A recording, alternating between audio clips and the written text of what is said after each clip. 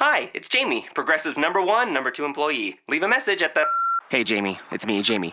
This is your daily pep talk. I know it's been rough going ever since people found out about your a cappella group, Mad Harmony, but you will bounce back. I mean, you're the guy always helping people find coverage options with the Name Your Price tool. It should be you giving me the pep talk. Now get out there, hit that high note, and take Mad Harmony all the way to nationals this year! Sorry, it's pitchy. Progressive Casualty Insurance Company and Affiliates. Price and coverage match limited by state law.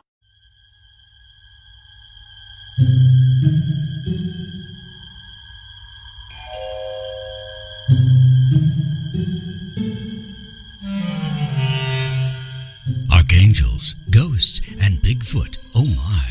It's just another night for Supernatural Girls. Real stories, real answers to life's biggest supernatural mysteries. And now for another exciting interview with paranormal experts from this world and others.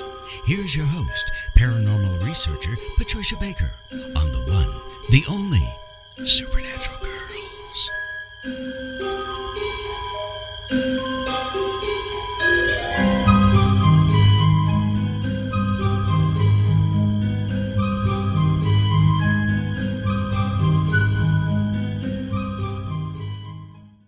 Welcome, everybody, to another exciting show of Supernatural Girls Radio. I am your host, Patricia Baker. I am here with my co-host all the way from Tucson, Patricia Kirkman. PK, how are you tonight? Absolutely fabulous, and cannot wait for our special guest tonight. Oh, my God. This is going to be the most exciting show ever, don't you think? I think so. I have to agree with you. Yes, it will be. I am certain of that. Now, we're not going to do too much, chitter chatter like we normally do, because this guest has so much to share with us tonight. So we're going to talk about the numbers because it looks like all hell's breaking loose with North Korea and other things. So what's going on? What do we have to look out for tonight and tomorrow? Well, I think the most important part is this is a new month. Let's just talk about the month instead of the days. The month itself deals with everybody wanting something to be perfect. We know that that doesn't work. And too many people are trying to put their nose into positions that they're not supposed to be, which is going to create some backlash. That might be part of what we're seeing on the world stage. But for the most part, it's all about family type situations, and really working in a way that's more positive. But alternative medicines, alternative avenues, anything that we could find on the alternative side will work very well for us. If we try to go the old conventional route, we're going to have some major problems. That sounds reasonable to me. I'm always for the alternative way. So that sounds like a plan. I like it. Well, I like it a lot. Directed to the point. That's what we've got going on right now. And there's nothing that's going to change this at this point in time. It's just get on the wagon and ride the course. All right. We're going to ride. Yeah. I wanted to let everybody know we are now on video. Yes. So how about it? Our audience can now watch us as we talk to them and to each other. And what they need to do is go to the chat room, irnchat.com. That's irnchat.com. Click on the menu and click on Tube. And if you do that, you're going to be able to see us. How cool is that? You can see all three of us tonight. So I'm excited to share our little faces with the rest of our audience. You can still write questions in the chat room. We will ask them of our guest tonight on your behalf. And also, we do have some terrific stories on our Facebook page. We have a trail cam shot of a little girl. Is it a little girl? That's the question. Is it a ghost, a little girl, or a black-eyed kid? We want to hear from you. What do you think it is? Go to our Facebook page, take a look. And Kurt Russell, he's come out of the closet and said he had a UFO experience with his son. So he has announced that to the world. Hooray. Thank you, Kurt, for sharing that with the rest of us. So it's good to hear from people who are celebrities and have had these experiences and aren't afraid to come out and tell people about it. Right? I think it's important that we share the information we have. Too many people have been fearful because of being put down by their neighbors or friends or family members. Let's face it, anybody today that does something that is considered a little bit off color, the whole world goes a little crazy over it. Well, yeah, that's got to come to a stop. We're sick of it. All of the people that we know, all of the friends we have that are true abductees that have had these UFO encounters, we open our hearts to them. We love these people because they've had the courage to come out and talk about it. Travis Walton, Betty Andreasen, Bob Luca, they're all a part of our tribe here. They've all been on the show. They've all come and shared their truth. And that's what it is. It's the truth. But tonight, we are honored. I mean honored to have with us a great guest, John Edmonds. And, I love the fact that John's going to come on and talk about his alien ranch experiences. But you know what I love the most about John? He has a heart as big as he is. He is all heart, don't you think? I think at least bigger. That's right. And it's great. It is so great to have somebody on the show with such a big heart.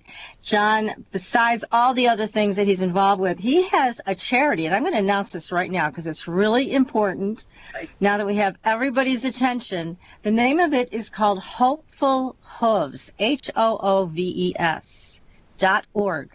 It is a 501c3, and I want to urge everybody in our audience to donate to this charity. It is to save the horses that have been abandoned out in the Arizona desert. I mean, John has taken this upon himself.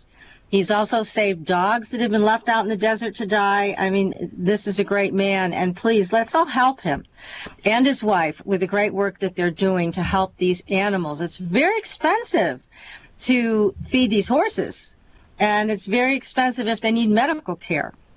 So I'm asking everybody in the audience, please send whatever you can, even if it's $5. You can send that. You can go right to John's website, which is alienranch.weebly, WEEBLY.com. And I'm going to put that on our site as well so people can find it.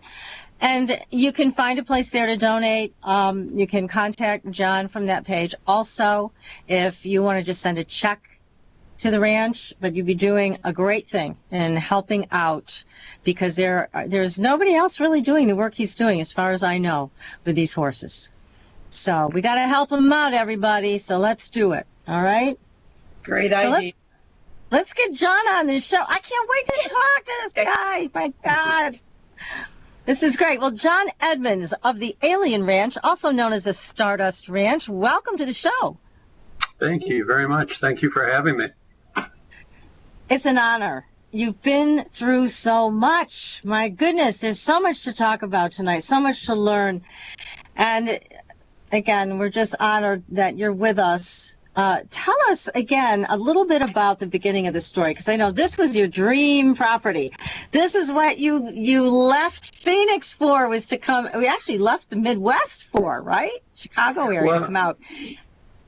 Yeah, actually what happened was that I am originally from Evanston, Illinois, right up next to Northwestern University. And, all my life growing up in Chicago and Evanston, I always watched, WGN, the superstation, even before it was a superstation. And they always had cowboy, TV shows on Saturday and Sunday mornings. And so I'd get up and I'd watch, the Lone Ranger, and I'd watch, all these different, Rawhide and all these different shows. And I thought, man, that's the greatest thing in the world. I want to have horses. I want to have a ranch. I didn't really want to be a cowboy. I just wanted to have horses. And, and I asked my mom and my dad, and I said, why can't we move to Arizona? And they said, well, we live in Evanston. We're not going to go out there. And I said, but we could have horses out there. And they're like, too bad, no horses. And I said, well, what is it going to take for me to get horses? And they said, you're going to have to get a really good job. You're going to have to save your money, and you're going to have to wait until you're old enough to do it. Well, I took that absolutely at heart, and I started, getting paper routes. I started taking back soda bottles, and you name it, whatever I could do. I was out there hustling, all over as hard as I could and saving the money. I worked as a golf caddy, you name it, whatever I could do. Wash cars, paint numbers on curbs. It didn't matter what it was. And I saved up a heck of a lot of money. And finally, when I got to the point where I thought I had enough, I decided to come out and go to school at Arizona State University and get my degrees. And so I did that. And in the process, I decided after that, I started getting good jobs. And I thought, hey, this is it. I'm going to finally have horses. And my wife and I got together and we decided that, okay, my wife kind of put up with it. And she was from Wisconsin. And her one thing her whole life was, I don't want to live on a dairy. So I was like, well, it's not a dairy. It's horses. They're different. And That's so right. she kind of grudgingly went along with it. And we ended up, walking around, looking at all these properties out here. We finally found StarDust Ranch. Of course, it wasn't StarDust Ranch back then. And, we bought it. I paid cash for it. And I thought, this is my dream. I'm finally going to have horses. And, we were here June 1st of 1996. And from the very first day that we moved in here, things went crazy. The people that we bought the ranch from didn't move out. In fact, they just took the cash. And they were like, move out? What do you mean? And we literally had to, make arrangements to move in late. And when we went to move in, we found all their stuff in the pool, a big, big diving pool behind the house. And we had nothing to do with it. We weren't even there. And as far as I know, the realtor wasn't involved. So I have no idea how it happened, and they never told us, and we never saw them again. So now, all was we there know is stuff, I have a question for you about that. Was Sure. there stuff like neatly piled up in the swimming pool, or was it just thrown into the swimming pool? it was just thrown in. I mean, Just it was thrown like in. appliances, And you this is name good it. stuff, huh? This is good No, stuff. this was, yeah. I mean, this was like, I felt bad. I mean, I was angry because of what happened. But at the same time, I thought to myself, this is their stuff. I'm not going to try to keep it or anything. So I got a winch and hooked it up to my truck and pulled everything out of the pool that was too big for me to lift. And then I took it and put it out front. And people came and took it. It disappeared. So I don't know what happened to it, but somebody used it. So that was mystery number one. Well, they That should was have. the very first day. Okay. After not Sorry. letting you move in, it was only fair that they had to go through a bit of an upset themselves. Well, I don't know. I mean, from day one, things were strange. And, the following weekend elapsed. My wife went back to work. I started calling the phone company to get a phone hooked up. And it was like crazy trying to get a phone out here. Nobody wanted to come out to the ranch. And they kept making appointments with me, and nobody would show up. And after about the third appointment, I finally got on my cell phone, and I called them and I said, look, guys, I need a phone, a regular landline. I'm going to need to be able to have internet service, all that kind of stuff. What is the problem? You guys just can't find the ranch, or you just don't really care about your job, or what's the problem? And they said, nobody wants to go out there. And I said, well, why not? And they said, well, they're afraid. And I said, afraid? I said, there's just two of us out here. We're nice people. We're from the Midwest. It's not like we've done anything to anybody to scare them. And they said, well, we're going to have to figure it out, but we'll get back to you. So finally, they made an appointment. Somebody came out, and the guy explained everything to me. And he told me about the history of this place. And my mouth just hung open. I was absolutely shocked. This place has a really, really dark history. And that's why nobody wanted to come out to put the phone in. They actually had to have draw straws. And, the guy that lost Short had to come straw. out. He had to come Yeah. out. He had to come out and put the phone in. Oh, my. But he was really nice about it when he got out here, and he explained everything to me, and he apologized. And he said, it's not superstition. There's people that have died on the property. There's, all sorts of horrible stuff has happened out here. And of course, the realtor never told me any of this. I don't even know that he knew anything about it. But, all the neighbors were afraid of us. They were like, oh, my God, I can't believe those guys bought that place, So, we just, Wow. we were horrified, but, we paid cash and, we bought an extended warranty, but it didn't cover aliens and it didn't cover all the other stuff out here. I don't know why not. Yeah. Gee, they should have a warranty for that. Well, now you also encountered, as I recall, a very interesting character one of your first few days out there that came Yes. wandering up your driveway. Tell us about Yes. that. That is the machete man that everybody loves to talk about. I was putting away things in the kitchen, and I looked out the window, and this kind of disheveled-looking man that looked like, unfortunately, a stereotypical kind of Vietnam veteran with very long hair, army clothes that had been, had the arms, the sleeves cut off, and the pants cut off, and just, he just kind of looked like a mess. And he had this machete with a leather tong that was attached to it, and he had it wrapped around his right hand, and he just kind of swung it, back and forth, and he came right up the driveway, like he lived here. And so I thought, wow, this is going to be interesting. And I had heard that living in the desert, it's probably a good idea to have at least one handgun or one rifle or maybe one of both. And so I had gone out and purchased a .357 Magnum, and I took that and put it down the back of my pants, kind of gangland style, and walked out to meet him. And I said, hi, what are you doing here? And he just looked at me and he says, well, I live here. And I'm thinking to myself, oh, God, here we go. And I said, well, what do you do here? And he says, well, I'm the guy that kills the monsters. And I said, monsters? There's some monsters out here. It's in the middle of the desert. There's nothing out here. And he just looked at me and his eyes got real big. And he said to me, there's lots of monsters out here. And I said, okay, so tell me about this. And he says, well, I live back there in that building back there. And I said, well, that's going to be my tack room. This is going to be a horse ranch. And, if you got your stuff back there, I'd appreciate it if you go back there and gather it up. Because I don't really need anybody to kill the monsters. And I was just kind of thinking to myself, this is kind of, some scam of a guy that just, wants to kind of squat on the property, and maybe the owners hadn't been here very much, and so he got away with it. And I was nice about it, and I told him, I said, it's nothing about you personally. I just don't think I need anybody to be a monster killer. This isn't going to be, this isn't a monster ranch. This is a horse ranch. Little did you know. Yeah, I had no idea, And he just looked at me and he smiled and he shook his head like, man, this guy's an idiot. He's going to be really sorry, but too bad for him. And, he went back and he got his stuff and he tied up all his junk in a white sheet and kind of, wrapped it up and threw it over his shoulder and came back up toward the house where I was. And he just looked at me and he said, well, you're going to be really sorry. And I said, well, I'm already sorry, but I don't want to be any sorrier. And he just shook his head and he walked off into the sunset. And that was the last I ever saw of him. So you never saw him again. Wow. I've never seen him again. He's been very well portrayed a couple of times with things we've done with TV, but that's the closest we've ever come to seeing him again.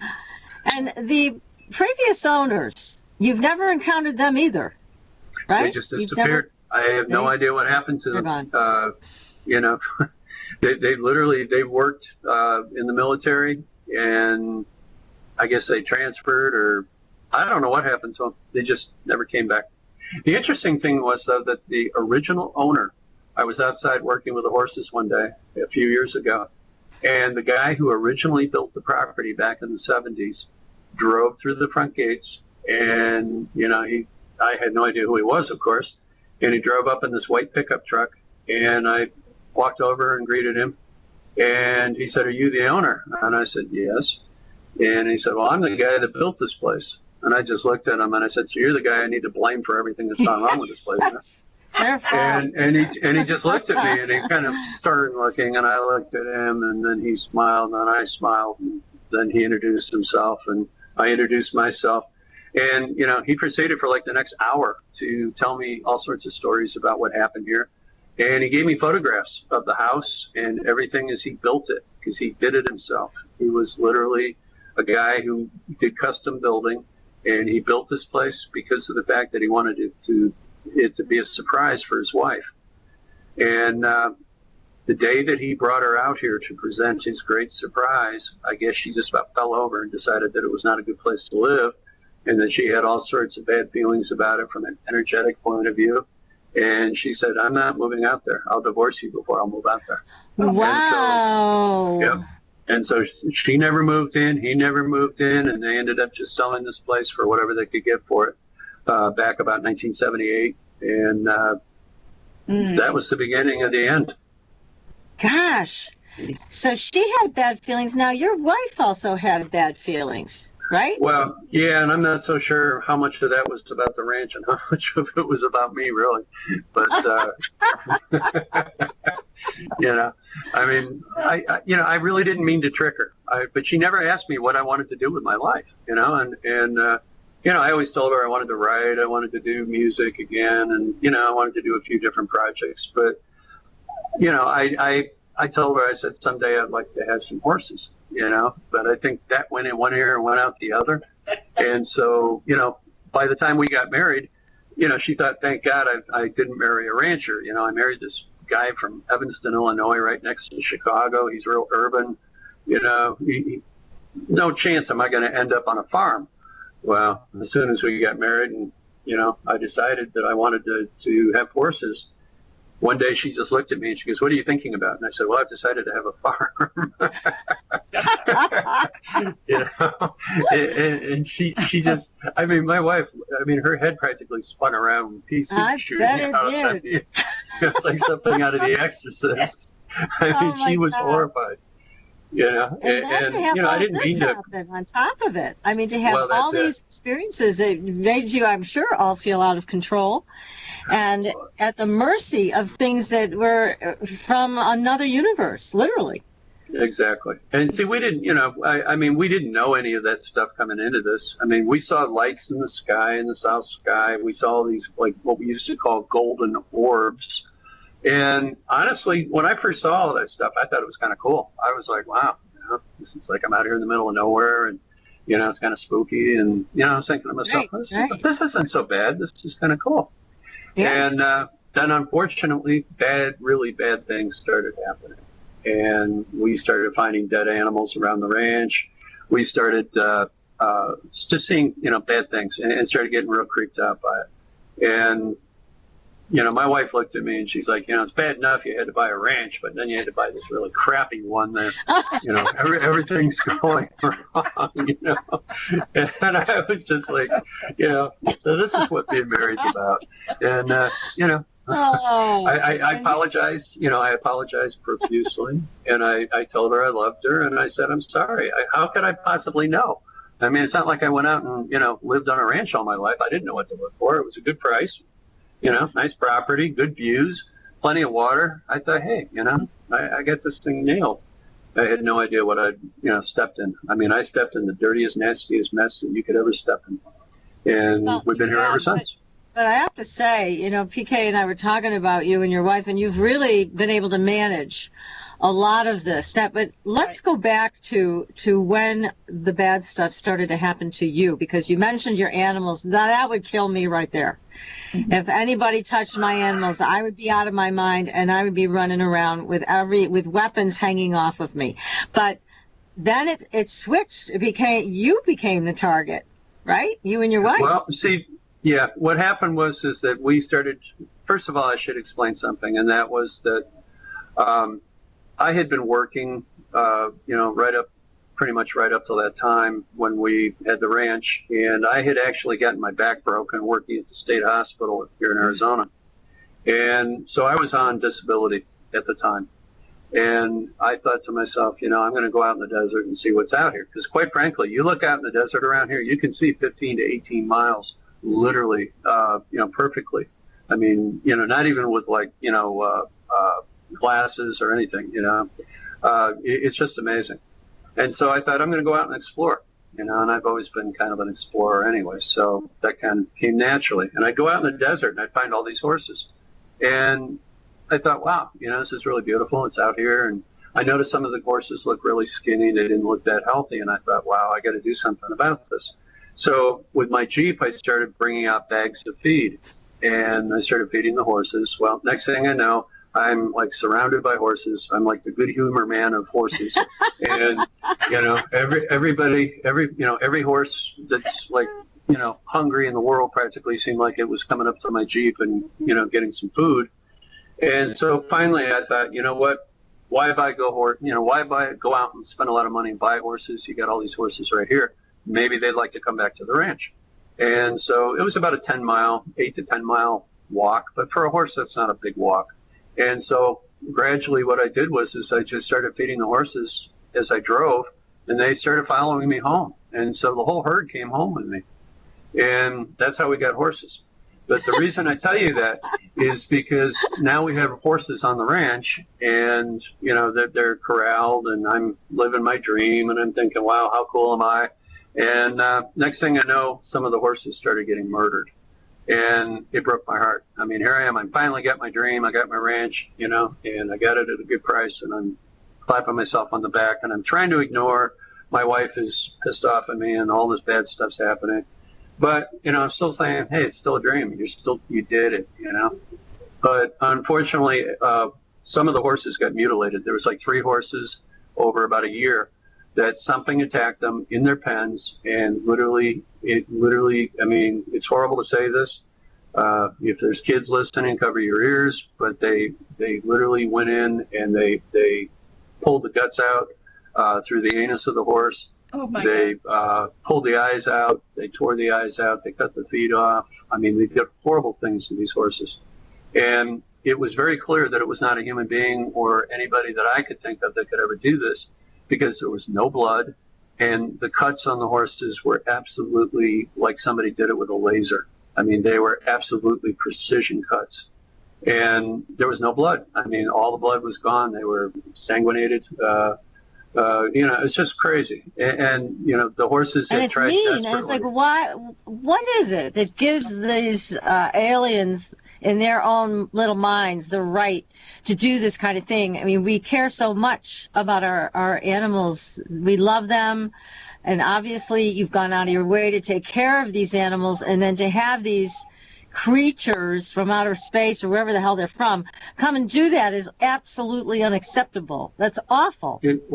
You're absolutely right about everything you just said, but what we have found out over the years, and that is there are certain types of malevolent aliens that they get almost the equivalent of like a cocaine rush off of the tremendous negative energy and emotion that we express as humans.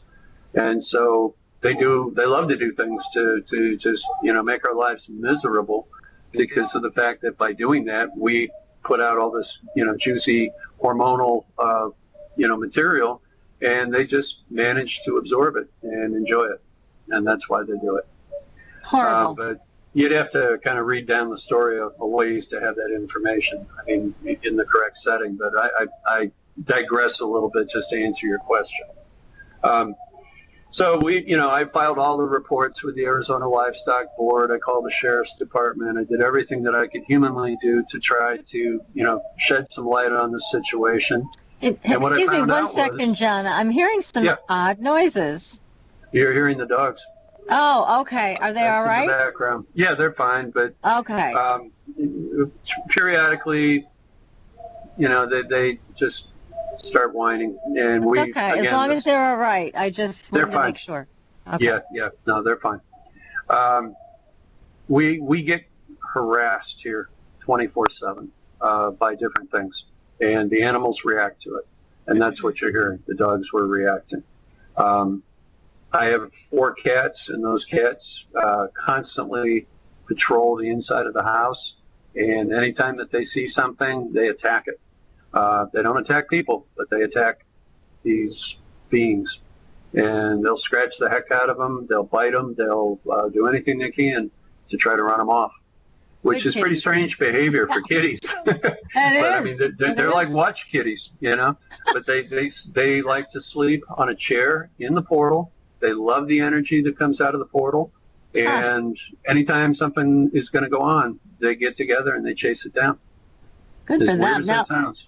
Now, it doesn't sound weird to us at all, but when did it switch from the attention on the animals and doing the horrible things they did to the animals to you and your wife? About 2007, we started, well, it was even earlier than that. I mean, we've been here since 96. It would have been about 2002 to 3 that things really shifted from animals to people. And the very first time that it happened, my wife and I were in bed, and my wife has sleep apnea as well, so she has a tendency to snore real bad. And so she wears a sleep apnea mask. So when she puts on her mask at night and she turns in for the night, I mean, she's out of commission. She's turned off. That's the end of it. You couldn't wake her up with practically in any way, shape, or form. Me, on I'm the going to other ask hand, you to hold that thought, because we're going to have to take a very short commercial break and come right back to hear the rest of the story. It's amazing, John. So again, everybody stay tuned. You are listening to Supernatural Girls Radio. We are speaking with a terrific guest tonight, John Edmonds, and PK and I will be right back.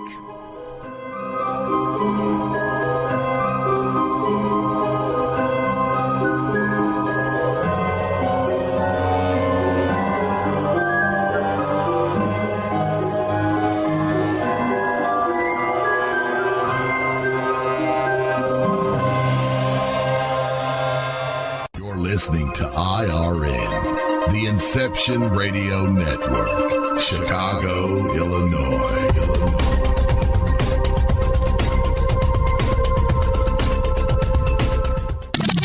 You didn't forget what's coming up tonight, did you? Hi, Inception Radio Network listeners. This is Amanda. Never miss that interview you were looking forward to or the show on your favorite topic. Follow IRN on Twitter, I_R_N, and get reminders about the evening's live shows as well as fun and important updates throughout the week. That's I_R_N, and never miss a great show again. Do you want more out of life? CreativeStrength.us can help you turn your dreams into a reality. Do you suffer from common health issues or stress? Are you sick of living day after day in pain and anxiety? Have you tried traditional methods but see no results? If you answered yes to any of these questions, then the 15-day Scalar Energy Healing free trial is perfect for you. When you sign up for the Scalar Energy free trial, you'll get 3 free treatments: a pathogenic cleanse, nutrient therapy, and chakra balance for every day of the 15-day trial. Go to CreativeStrength.us to learn more about this free trial and sign up. There is no credit card required, only your willingness to improve your life. Anyone, anywhere in the world can register for this free trial of Scalar Energy treatments. Healing energy is all around us, and now CreativeStrength.us has a way to help you harness it to improve your daily life. Only a picture of your Progressive brings you Flowetry with Flow. An RV rolls into a campground. Kids in the back eat turkey, jerky, excessive. Dad drives like a boss with 24/7 support from Progressive. Tomorrow it's off to see the world's largest ball of twine. Would have seen it last trip, but Dad missed the sign. Get 24/7 help when you insure your RV with Progressive. Call 1-800-PROGRESSIVE or visit Progressive.com. Progressive Casualty Insurance Company and Affiliates. Self is needed to be treated with Scalar Energy. Simply email your photo and enjoy the Scalar Energy treatments. You can experience the miraculous, life-changing powers of Scalar Energy Healing from the comfort of your own home. Visit CreativeStrength.us. Change your life for the better, effortlessly. Go to CreativeStrength.us today. Hi, can you hear my voice? Imagine how many other people can hear it too. If you have advertising needs, then look no further. The Inception Radio Network currently has openings for on-air advertisements and radio show sponsorships. Given any thought to your target demographic? Inception has you covered there too. Advertising on a network gives you multiple opportunities to advertise on a wide variety of radio show broadcasts, and we have one to fit every advertising need. You know, in recent years, internet radio has exhibited a phenomenal listener growth. An Arbitron Edison survey shows that online radio boosts at least 33 million unique visitors each week and 54 million each month. And that number amazingly continues to grow. And these listeners are a part of many businesses' core demographics. And surveys have shown that internet radio listeners are far more likely than regular radio listeners to spend money on a whole range of activities. You know, internet listeners vote, they dine out and eat fast food, and they grab a cup of coffee.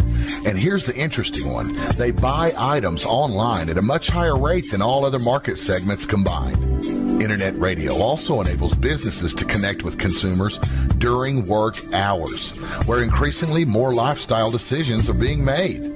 Advertise with the best. The Inception Radio Network offers competitive advertising rates to fit just about anyone's advertising budget. Stop by today at www.inceptionradionetwork.com or call us toll-free at 1-888-919-2355. Get the word out. Get results with the Inception Radio Network. Are you a fan of Inception Radio Network? Do you reckon it's the best alternative talk radio station on the planet? Well, if you do, head to facebook.com/Inception Radio Network and like the page. Tell your friends, spread the word, and keep listening to the best. Hello, Inception Radio Network listeners. This is Amanda. Remember, you can take your Inception Radio shows on the go. Just download the Inception Radio Network app for your iPhone, iPad, or Android smartphones and access live shows, past shows, guest lineups, and much more. Just visit the iTunes Store or the Google Play Marketplace and download it today for free. Your property tax bill. Have you seen it lately? It's frightening. Your property taxes are going up while your home value is going down. It's time to fight back and win.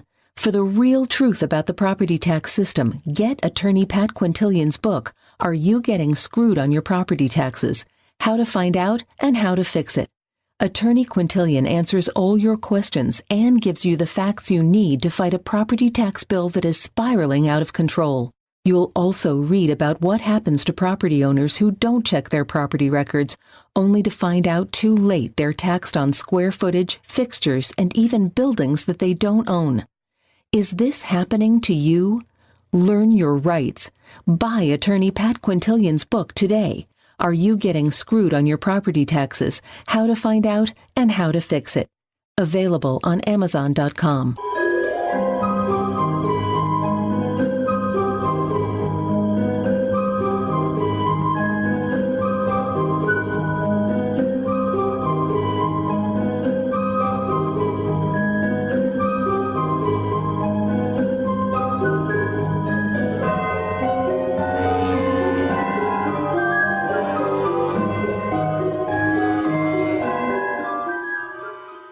Welcome back, everyone, to Supernatural Girls Radio. I'm your host, Patricia Baker. I'm here with my co-host, PK, and our amazing guest tonight, John Edmonds from the Alien Ranch. Oh, my God, John.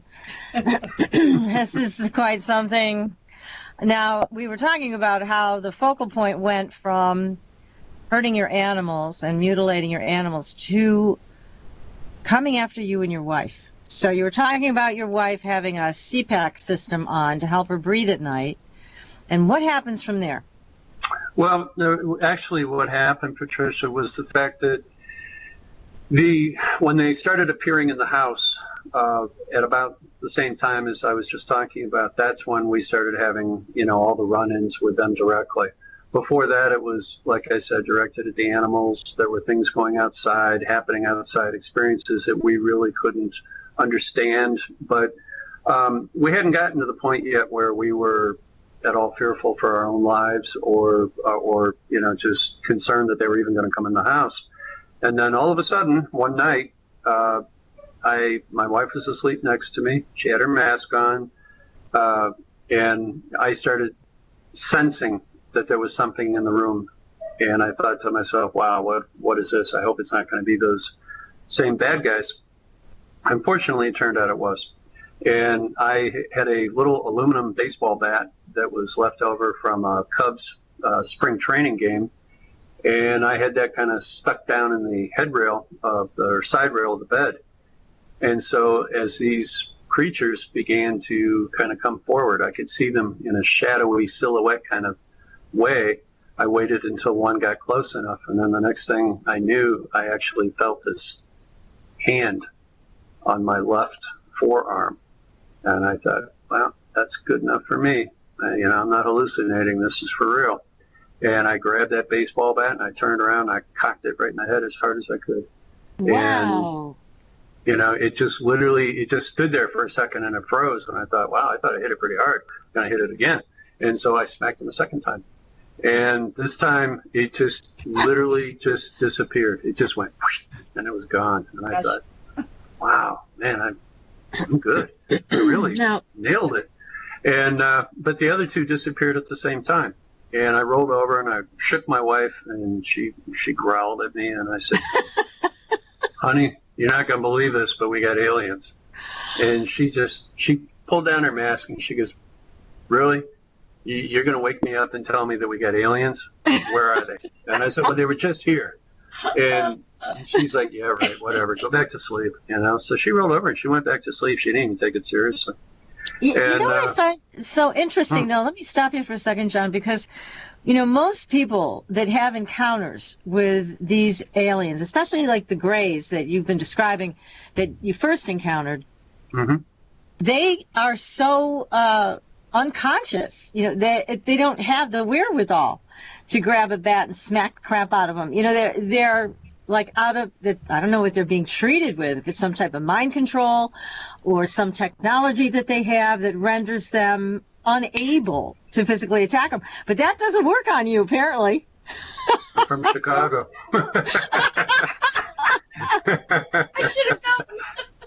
I mean, I'm serious, I mean, I grew up tough.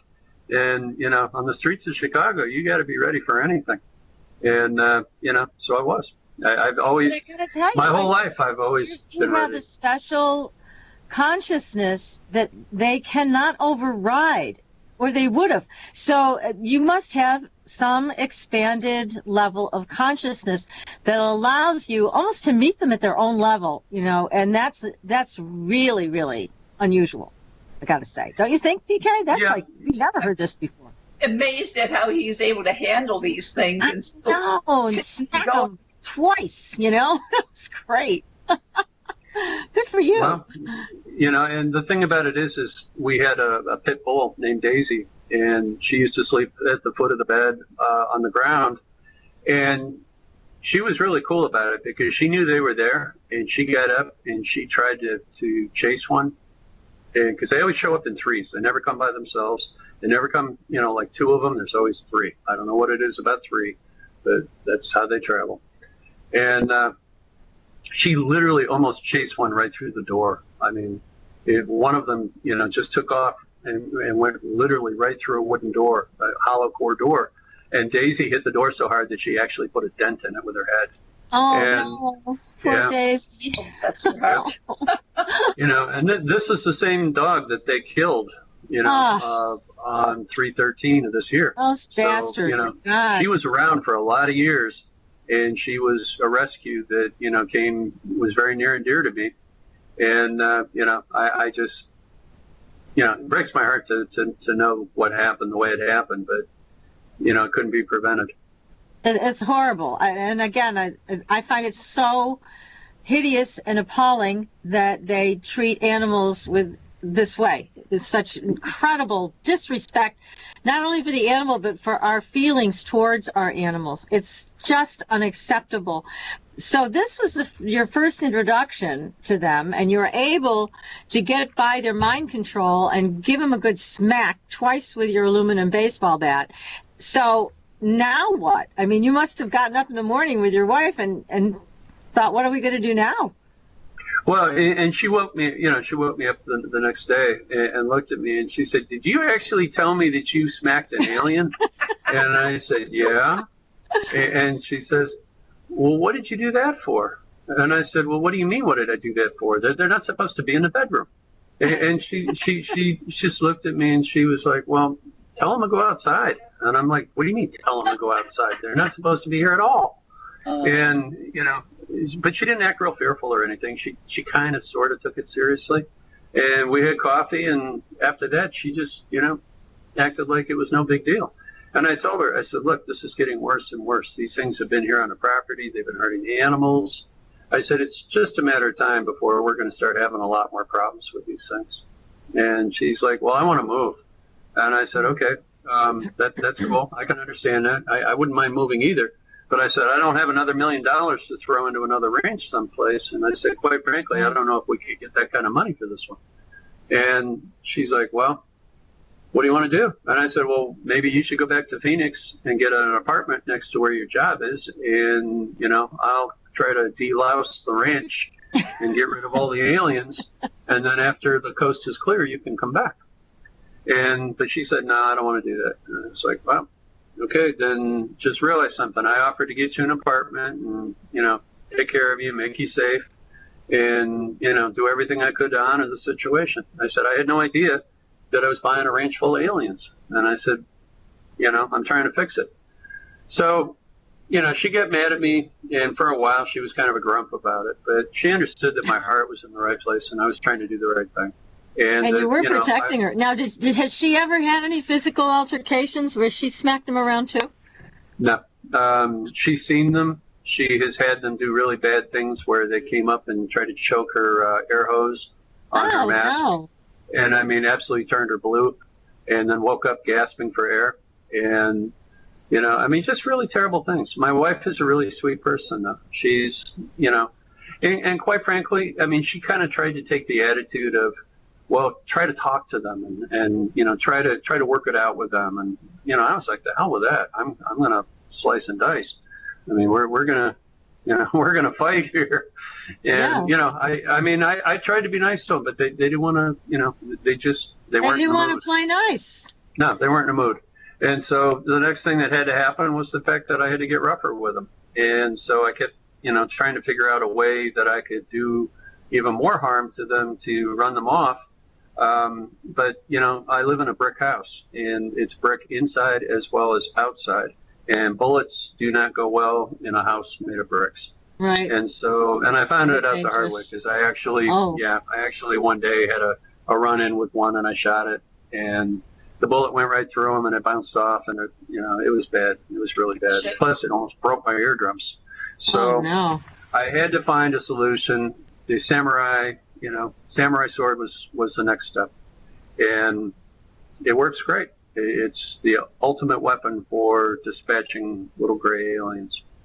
So the next time so they started coming through, they started giving you a hard time, bothering your wife. You bring out the samurai sword to teach them a lesson, and you actually succeeded in stabbing one of them. You ran one through with this thing. I did. My wife was unusual, because usually they used to come between midnight and 3 a.m. And I don't know what happened. I mean, we don't have daylight savings time in Arizona, so I don't know how they could have messed that up. But they, for some reason, showed up about 6 o'clock at night. And 3 of them showed up literally on our sun porch. And I grabbed the sword.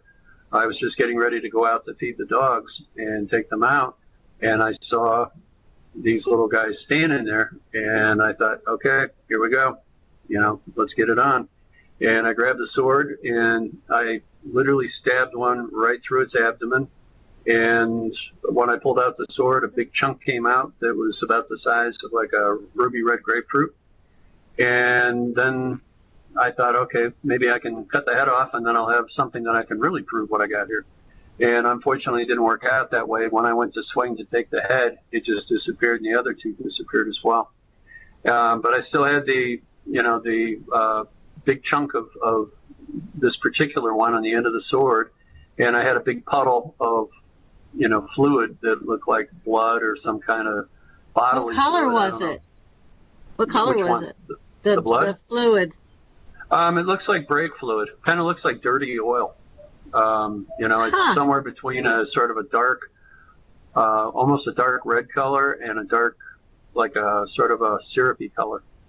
And the only thing about it is it's very acidic. So it's like if it gets on your skin, it'll burn you. If it gets on cloth, it'll burn right through it. You know, but fortunately I had some glass doors that were right behind me, and the glass doors got pretty well covered with fluid. And so we were able to take a lot of samples from that. And like I said, I had this one big hunk. And so I took it off the sword, and I put it in a glass bottle, and I put it in the freezer. And well, actually in the refrigerator. And so here I am. Now I got a dead alien in my refrigerator. And, you know, alien goo in your refrigerator. Even worse. Yeah. Gosh. And his Yep. wife And I was like, I labeled it, and some, my wife wouldn't make a mistake and, cook it up or something. And, Imagine. Yeah, well, I mean, here it was, and I had to explain to her what happened. And she was horrified, but, she was like, thank God I didn't come home a few minutes earlier. And, so I'm thinking to myself, I got to do something with this thing. What do I do with it? So I had been working as a producer for the Kevin Smith show. And so, Kevin Smith had on a lot of people that were in the paranormal community, the UFO community. And I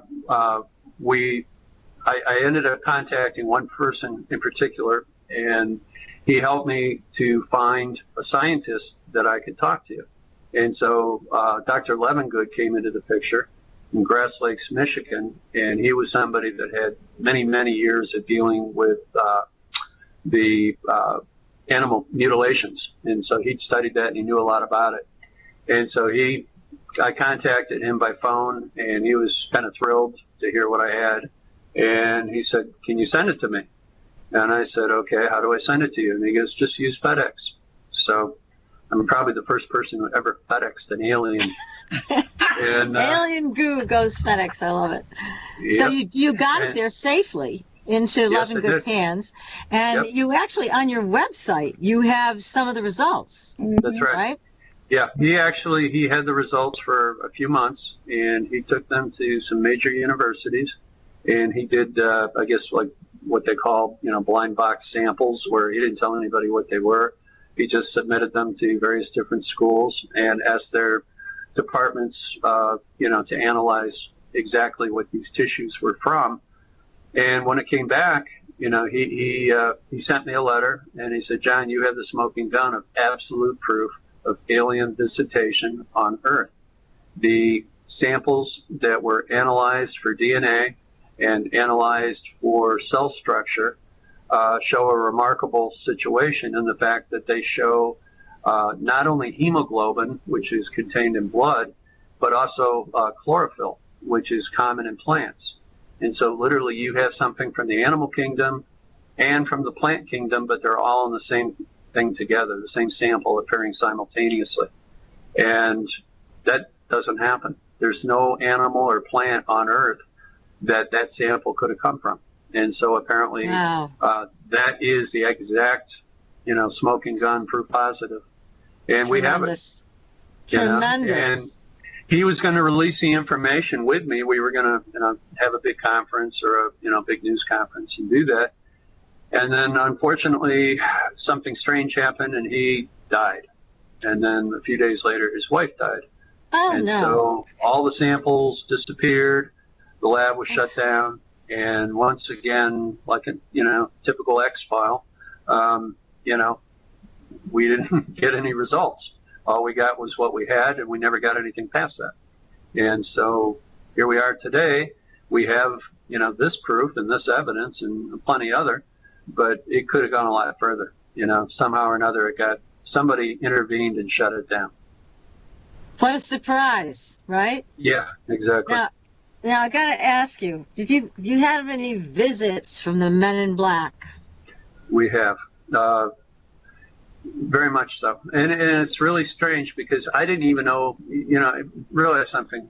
I was not in the paranormal UFO community or anything else. I was in the social worker, psychiatric counselor community. I mean, I had no idea that there was something called Men in Black. And one day, an SUV, a dark blue SUV, Chevy or GMC SUV pulled up in front of the ranch, just south of the front gates, and two guys got out, and I could see that there were white government plates. And instead of, walking and, up to the gates, they literally just walked right through them. I mean, these gates were locked, okay, and they didn't have a key. And there's no way they could have just swung them open. They just walked right through them. It was like they dematerialized the gates somehow and walked through them. And they walked about 50 feet up to where I was standing with a friend of mine because we were actually cleaning guns. And I had a picnic table sitting right there that was underneath a big shaded area where I parked my cars. And, we had about 10 guns on the picnic table that we were just happened to be cleaning and pulling clips in and out of and loading clips and all that good stuff that you do with guns. And these guys walk right up to me, and I greeted them, and I said, who are you, and what are you doing here? And that was a pretty neat trick you did, with the gates. How's that work? And these guys had absolutely no expressions on their face. They were the color of like if you went to the grocery store and you bought raw chicken, they looked like raw chicken. I mean, they were just this sort of whitish, grayish. Yeah, it was weird. I mean, they didn't look human. They didn't look like regular people. They were dressed in black. Actually, they kind of looked like the Blues Brothers, to tell you the truth. And I mean, that's what they reminded me of, being from Chicago and all. But I asked them. I said, "What do you want?" And they said, "You need to stop posting notices of the things that you see on this ranch on the Cause website." And Peter Gersten, the UFO lawyer, was kind of big back in those days. And he used to have his own website called the Cause, C-A-U-S website. And I used to post everything that I saw, all the strange stuff on the ranch. They put it on his website. And so they told me to stop posting things. They told me basically to, just chill out and stop, talking about anything paranormal. And I just looked at the guy and I said, do you see what's on that table? That table's full of guns. And he just looked at me. It didn't bother him at all. And I just told him, I said, look, you need to get off my property and go away because I don't take threats well.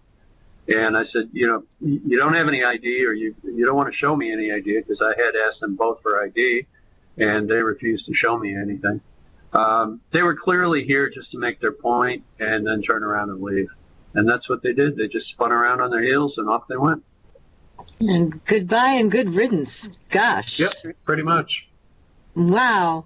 Now, I've got a whole bunch of questions coming out of the chat room, so I know we're eventually going to answer some of them, because we're going to get to what's on your property that these aliens find so enticing.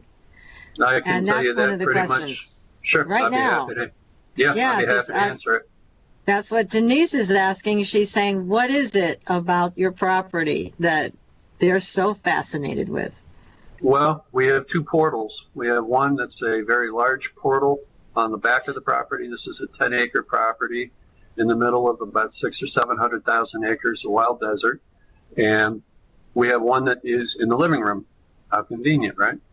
And they apparently, these portals were here long before anybody built on the property, long before the Native Americans were here, long before it was used as basically a dumping ground for artifacts and for actually, we've dug up skulls, we've dug up all sorts of bones in the process of building things here. And so apparently this has been an important property for thousands of years. And during one of the sessions that we had where we had Elizabeth August, who is a person that I work with doing channeling for, through the portal in the living room. She's been able to gather all sorts of information about the property and about the things that have actually happened here. And one of the answers that came back was that this property, as I said earlier, Arizona has been part of the Egyptian kind of community that was spread out around the world and going back thousands and thousands of years. And so these portals are part of a network of portals. And apparently way, way, way back, the pyramids, portals, there was all sorts of ancient technology that has pretty much long been forgotten now. And but it was all in use back then. And so these gates or these portals are left over from that period. Now, you also have an aquifer with very special water, and you also have a mineral on your property that comes from, I think you said lightning? Has something to do with the formation of it? Fulgurite? Well, is that it? Yeah, we have fulgurite. Because we live in a bowl, more or less, in terms of we're surrounded by the Australia mountains. When a storm gets in the bowl, it just goes around and around and around. And so when we have lightning storms, which we have frequently, it strikes the ground a lot. And so because of that, we have the fulgurite, because that's how fulgurite is made. It's actually sand and other materials that when they come in contact with extreme energy, it creates fulgurite. So there's a number of things that are attractive. You've got the 2 portals, you've got the fulgurite, you've got the aquifer with the special water. So it sounds like you've got all the right elements to keep drawing them in. Yeah, we're like paranormal Walmart. I mean, we have it all. One-stop shopping. How can they beat it? Oh, yeah, that's it. And we got everything but a drive-through. God. You may have a drive-through, you just haven't found it yet.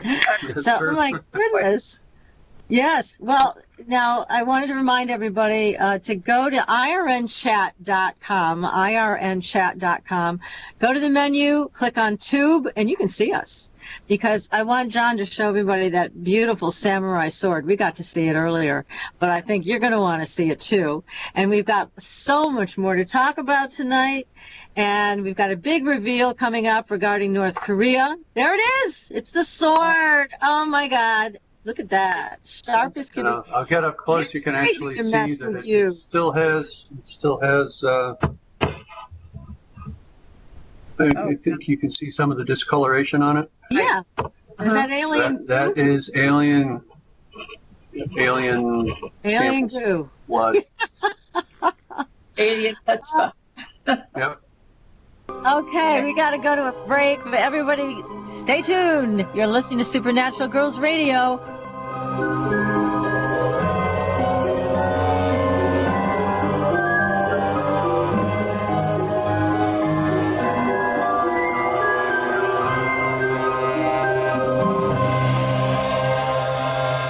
You're listening to IRN, the Inception Radio Network, Chicago, Illinois.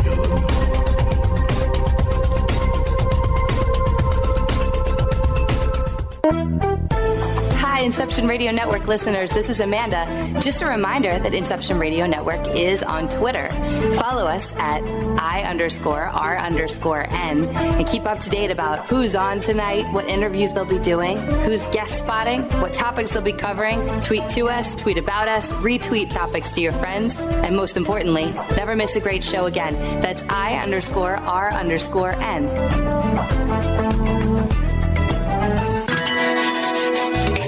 Have a computer? Is your internet connection down? Don't worry. Use your trusty cell phone or landline and call into our listen line at 401-283-6700 to listen to the Inception Radio Network 24/7. Again, that call-in number is 401-283-6700. For the Inception Radio Network, I am MJ. Do you want more out of life? CreativeStrength.us can help you turn your dreams into a reality. Do you suffer from common health issues or stress? Are you sick of living day after day in pain and anxiety? Have you tried traditional methods but see no results? If you answered yes to any of these questions, then the 15-day Scalar Energy Healing free trial is perfect for you. When you sign up for the Scalar Energy free trial, you'll get 3 free treatments. You bring your phone everywhere. Work, school, the movies. Now you can bring it to an Xfinity store for an easy way to switch to Xfinity Mobile, a new kind of network designed to save you money. You can get up to 5 lines of talk and text included with Xfinity Internet at no extra cost, so all you pay for is data. It's never been easier to switch to Xfinity Mobile and keep the phone you love. Click here to see how. Sorry, I gotta take this. Restrictions apply. Limited to select mobile phones. Requires activation of a new line of Xfinity Mobile. Up to 5 devices per account. New Xfinity Internet customers limited to up to 2 lines pending activation of Internet service. A pathogenic cleanse, nutrient therapy, and chakra balance for every day of the 15-day trial. Go to CreativeStrength.us to learn more about this free trial and sign up. There is no credit card required, only your willingness to improve your life. Anyone, anywhere in the world can register for this free trial of Scalar Energy treatments. Healing energy is all around us, and now CreativeStrength.us has a way to help you harness it to improve your daily life. Only a picture of yourself is needed to be treated with Scalar Energy. Simply email your photo and enjoy the Scalar Energy treatments. you can experience the miraculous, life-changing powers of scalar energy healing from the comfort of your own home. Visit creativestrength.us. Change your life for the better, effortlessly. Go to creativestrength.us today.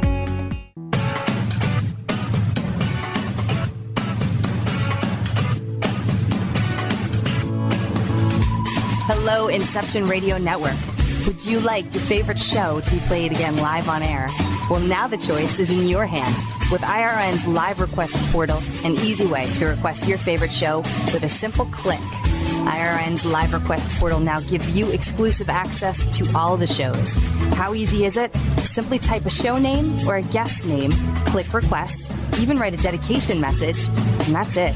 Try it now. Simply visit InceptionRadioNetwork.com, click on the live request tab under the show menu. Now playing your favorite show is just a mouse click away. Are you a fan of Inception Radio Network? Do you reckon it's the best alternative talk radio station on the planet? Well, if you do, head to facebook.com/Inception Radio Network and like the page. Tell your friends, spread the word, and keep listening to the best.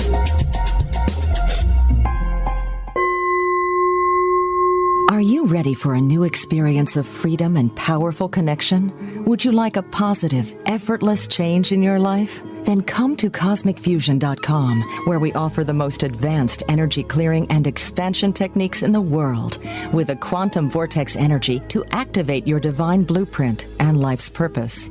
When your soul leads the way with cosmic fusion and quantum vortex energy, you can break clear of past difficulties and blocks with the power of the source. With cosmic fusion, the source energy does the work for you. It's easy and effortless. Listen to our free meditation right from our Cosmic Fusion website, the Cosmic Code Meditation. Sign up for one of our interactive webinars today. Come to Cosmic Fusion, www.KOSMICfusion.com, to experience an effortless awakening and transformation. Are you ready for an upgrade? Are you ready for a new experience of living in the fifth dimensional magic and powerful connection? Then visit CosmicFusion.com today. CosmicFusion.com.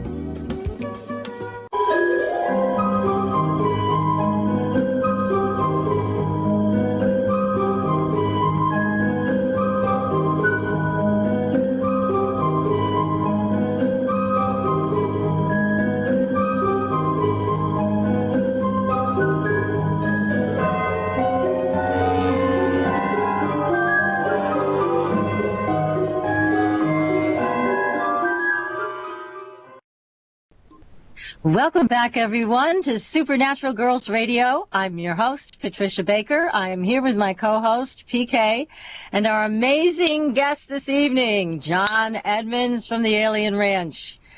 So we just saw your beautiful sword. It's amazing. And again, I think these aliens are crazy to mess with you. But here's a question from someone in our chat room called Publius, who is asking, do you feel you're being monitored by the government? I absolutely am. Every phone call I have, every show I do, I've literally been on my computer during a show, because I had my own show for 12 seasons called Adventures into the Strange.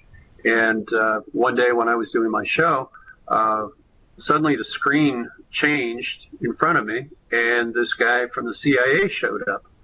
And it said literally his name on his desk. It had a picture of the CIA behind him. And I looked at him, and he looked at me, and he smiled, and he waved at me, and I waved back at him, and then he went away. I was like, wow. Incredible. That's too funny. I just want to mention, PK, your room's getting foggy again. I noticed that. I'm looking at it and I'm thinking, oh, God, is it me? Here we go again. Yeah. My vision. And it is. It's you. It's your room. There's something happening and the energy in your room is shifting. Everybody watching us on video right now should be able to see it, that PK's room was crystal clear before, and now it isn't. So something's going on over there. So we're going to keep taking pictures, see what we can capture. Now, John, you also had an offer from a lady who said she would bring to your property good aliens to help you out, to try to shift things for the better. Can you tell us a little bit about that? It sounds fascinating about what happened. Well, as you know, the confrontation situation got worse and worse. I got more and more just upset about it, and I felt bad because eventually I had to close down my practice as a counselor and a therapist because I didn't feel that it was fair for me to be taking people's hard-earned money and then turn around and, kill aliens at night and live on an alien ranch and then try to provide, a real professional environment. Those things just don't go together, in the counseling community. And so I thought, okay, I'm going to resign my position, shut it down, and I did do that. But, that was a tremendous thing for me because I'd been a counselor and a very good one for a long time and been very successful at it. And I thought, I've got to find a way to get an answer here. So I kept putting questions out on the internet to various different chat rooms and various different email chains of people that were in the paranormal community. Finally, I got a call from a lady named Dr. Brandy is what she goes by. And her real name is Brandy Howe. And she said that she had been contacted by a lady and asked to go out to the ranch and help us out of the situation we were in. And so I was thrilled. I was like, man, anybody who's crazy enough to come out here, I'm gonna take them up on it. Thank you very much. So yes. She came out. She came out from Phoenix, and she had two individuals with her. And to look at them, pretty much they all looked pretty normal, except for the fact they were dressed a little strangely, and they were quite large people. And I thought, well, beggars can't be choosers. Let's just go with what we got. And I greeted them. We went in the house, and Dr. Brandy started going through the house. And Dr. B was looking at all the different rooms, and she could sense that there was a lot of negative energy in the house. And she said she thought that the spirit of a young male was still here. And in fact, there was a young man that had been the son of one of the families that had lived here, and he had committed suicide in the living room the day before he graduated from high school. Okay, everybody, we are now back on the air. All of a sudden, we went dark, and everybody got kicked off. However, we have a great producer named Joe Champion, and he got us back on the air. Now he's working to get John Edmonds back with us. We are watching all kinds of phenomenon going on here tonight. PK's room, if you've tuned into the video, you can see that her whole room is getting foggy. And there's no fog. No, I look around the room, clear as a bell. Outside, clear as a bell. Except what you're visualizing here, it's foggy. It's foggy. It's foggy. And so I was taking pictures, and all of a sudden the screen shifted and started showing all of the theater chairs behind me. So I took a bunch of pictures, and bam, we were off the air. John, I can see you now. You're back with us? Hey, John. I hope so. Welcome back. That was pretty wild. Okay, you can always kind of wild things going on Supernatural Girls. So you had this lady contact you. Let's get back to the most important part of this. And she actually brought real extraterrestrials, corporeal ones, to your ranch. And you guys had a long conversation on your ranch, John. They spent 3 or 4 hours with us. And at first I was very skeptical because I didn't know Dr. B. And so I had no reason to believe anything that was going on, that it was absolutely real. And, so I kind of wanted to test it and make sure as best I could of what I was dealing with. And so I started asking them a lot of questions. And I had already had a list, as strange as it sounds, of questions in my own mind about things that if I ever met an ET, that I was going to ask. And, I know that sounds preposterous, but I always thought to myself, if you ever run into an ET, there's certain things you ought to ask. And so, I had a list. And they were very happy to answer questions. They were very decent with us. They They took their time and explained things, because a lot of the references and things that they explained, my wife and I just looked at each other like, this doesn't make any sense. We didn't know anything about what they were talking about. But they were very gracious with us, and they answered our questions, and I wanted answers to questions that I considered to be questions humanity needed answers to. And as we began to get to know each other a little bit, I told them, I said, one of the things that I think is terrible is the fact that we're living in an age when we have all this pollution. And I would like to get answers to being able to straighten out the pollution. And one of the things that they asked me about was, they said, well, what do you think the worst kind of pollution is? And I said, well, probably radiation. And they agreed with me, and they said, well, there's absolutely no good reason why you're dealing with the radiation problems that you're dealing with. And I said, well, how is that? And they said, well, if you go back to like 1968 or 1969, your government had two choices as far as plutonium or another element that they could have used to fuel the nuclear reactors that they built in America. And I said, well, why would that have made a difference? And the way they explained it was that the other element that they mentioned to me was an element that would burn 40 times more powerful, produce 40 times as much power, but it could not be weaponized. It couldn't pollute. I mean, you could walk right up to it in its raw form, or even after it had been used in a rod that was put into a nuclear reactor, and it wouldn't hurt anybody. And I said, well, why didn't the government choose to use those?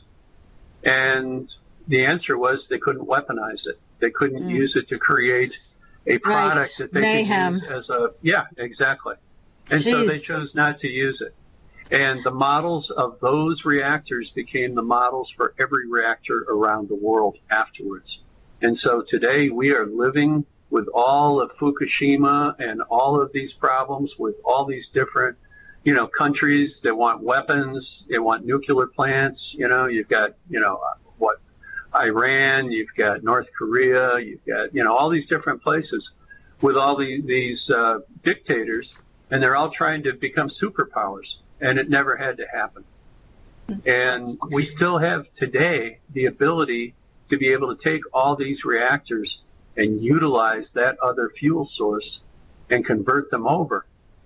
So I got to thinking to myself, well, if that's the case, let's look at North Korea and the situation we're in right now.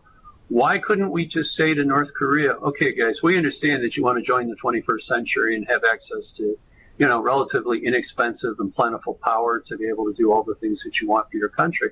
We understand that. That's fairly reasonable. What we don't like is the fact that you guys also want to make weapons and you want to threaten people, and that's not acceptable. So what if we were to create a situation where you could have as much nuclear power as you want using this other element and build your reactors and create everything that you say you want to do with your society, and we'll help you. Okay? Now we're not in a position where we're fighting each other anymore or we're arguing with each other anymore. Instead, what we're doing is we're making it possible for them to have what they want, because what they want can't threaten us and it can't threaten the world. And it can be done safely, and it can be done in a sense of community and cooperation. And see, one of the biggest problems the aliens have with us is the fact that, the first thing we always fall back on is, oh, gee, we've been threatened. Let's make a bigger threat. And, let's just, lock heads and egos and everything else and have all these disagreements and violence and death and everything else. And that kind of thing's been going on this planet for, a couple of 2,000 or 3,000 years at least. And so, we have the ability to create a solution here. I think we should probably look at it real hard. Definitely should look at it. I mean, we're on the edge right now, so this is a brilliant idea. And we certainly appreciate you revealing this on our show, because it's a very important thing to consider. Now, these aliens, I know people are asking me, what did they look like? Did they look like us? Pretty much. I mean, the ones that we met look like us. Like I said, they were rather large. There were two races that in this particular case, excuse me, I got a fly in here. They were, both men were well over 6 feet tall, probably 6'3", 6'4". Looked like they could have been like linebackers for an NFL team. They were almost too perfect looking. That's one of the things that I've noticed about the ETs that I've met. They always look like they just rolled out of like a modeling show someplace in Hollywood, and that they're too good looking, and I don't know why that is. I don't know if that's something that's been contrived, or maybe they just got really good genes, or they've got control over those genes or something. But they're incredibly good looking people. They all look like they just rolled out of GQ or something like that. Well, I guess if they're given a choice of what they're going to look like, they picked something attractive, which is interesting. So, my gosh, you are a wealth of information because you've had so many different experiences with so many races of ETs, and you've seen the ships also. Yes. Flying around on your ranch. Have you been in the ships? No. The interesting thing that one of the things is we kind of wound down with these guys after they answered a lot of questions, because I really kind of stuck it to them. I mean, I really tried to, I knew it might not be something that I was going to have a chance to do again. And so what I tried to do was get as much information as I could the first time around. And I said, look, guys, for me, the clincher is going to be, I need to see like a big old spaceship someplace. And I need to be able to satisfy myself that all the information you've given me, not only is it real, but for me, this is going to be the one big thing. And they said, well, we can show you a ship. That's not a problem. And I was like, wow, cool. So my wife and I, we went outside. We sat down on the tailgate of my Ford pickup truck, and we waited for the show to start. And these guys looked at me and they said, look over here to your left, across the street where the mountains are. And my wife and I centered our attention across the street. We looked, and lo and behold, a ship that was like the size of like an NFL stadium rolled out of the clouds. It had its own weather pattern right around it. I mean, there were like storm clouds and thunder and little bits of lightning and stuff going on around it. It was that big and that intense. It was absolutely huge. It had to be like 5 or 6 stories, high. And it was, I've never seen anything like it any place in the world that was that big. And my wife and I just looked at each other, and I said, do you see what I see? And she said, do you see a giant spaceship? And I said, yeah. That's what I'm seeing. Well, then we're either having the same exact hallucination, or we're both seeing this thing for real. And, we just stood there or sat there, and our mouths were just wide open. And then the ship kind of pulled back into the cloud bank, and one of the aliens said to me, look to the south. And we looked to the south, which was right in front of us. And from one horizon all the way to the other horizon, it was just the same ships, like edge to edge, all the way across the horizon. Goodness. And there must have been dozens of them. I don't know how many there were, but they were just there. And there was this huge red, setting sun right behind them. And it was just very impressive. Incredible. And then before we could even get used to that, all of a sudden, out of nowhere, was this horrific storm. I mean, Arizona has what they call monsoons, where they have like these tremendous dust storms with rain and thunder and wind that just blow up out of nowhere. And that's exactly what happened. And I mean, this was so intense. I can honestly say in all the years I've been here, I've never seen a storm come up that quickly, almost instantly, and that severely. And so Dr. B, she was standing there with these guys, maybe 50 or 60 feet away from us. And all of a sudden, a giant bolt of lightning came down and struck the ground right next to her. It was purple lightning, and I've never seen purple lightning. I've always seen like yellow lightning or white lightning or something like that. Never seen purple lightning. And it hit the ground, and she reacted, and the other two reacted, and they just ran over and got in her car, and she waved at me, and she drove away.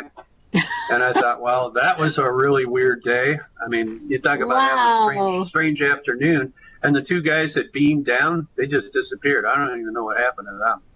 Out they went. They just went back to their ship.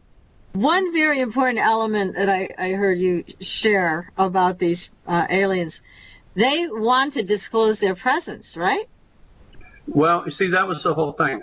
During the course of the afternoon that we had this conversation, I asked them, I said, well, is this a one-time deal, or can we get together on a regular basis and keep talking? Because, I got a lot more questions, and quite frankly, I haven't really been that fair with you guys. I've been kind of severe, and, I'd like to make it up to you.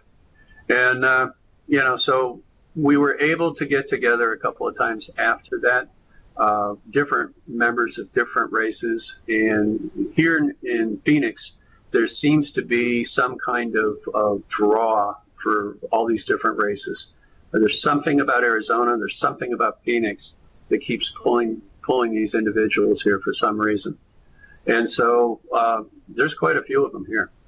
So it's something that I guess it can continue to be repeated. But one of the things that I found out about working with aliens, and that is that it's kind of like herding cats. They'll tell you they'll do something. They'll tell you they're going to do something, but a lot of times it's really hard to get them to follow through.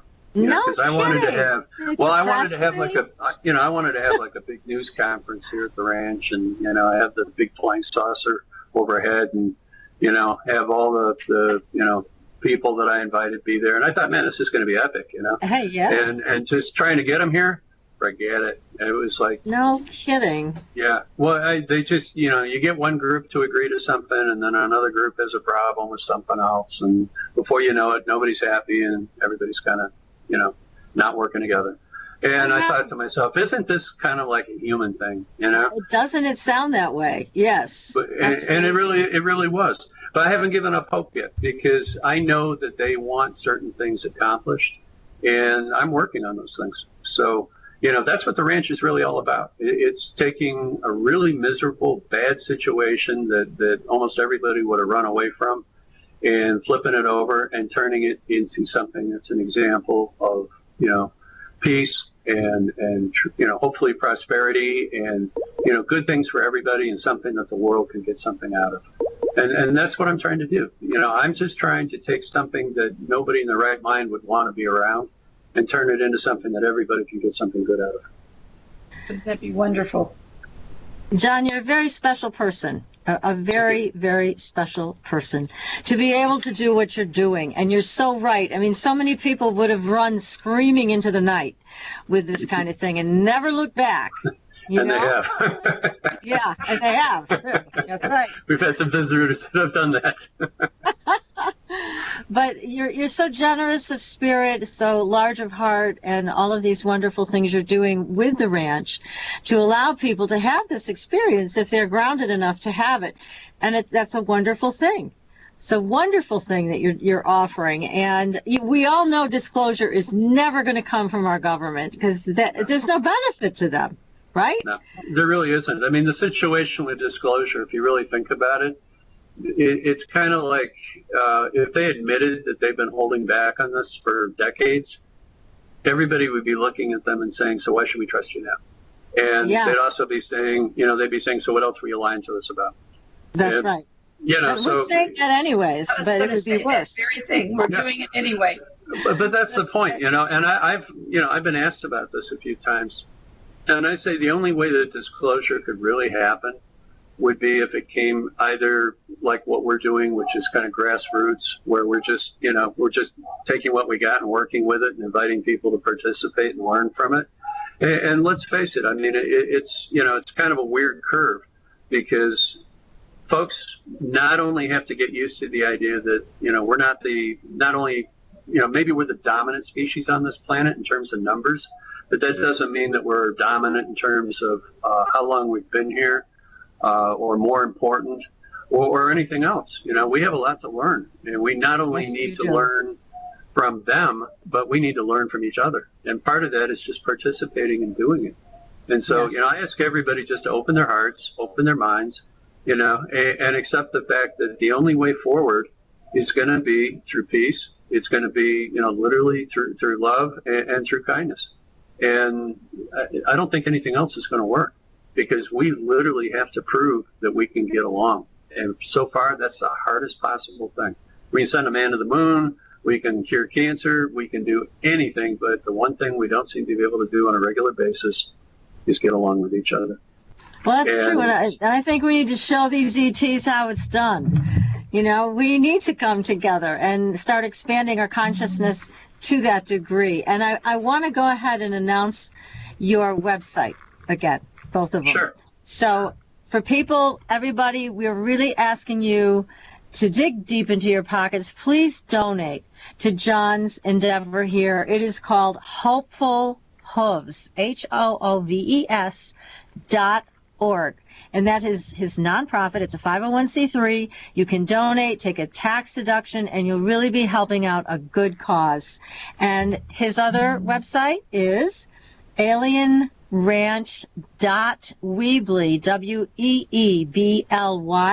WEEBLY.com. You can contact John through that website as well. And John, we got to have you come back. This has been a wonderful evening with you. You're terrific. It's just great. Everything you're doing, we support.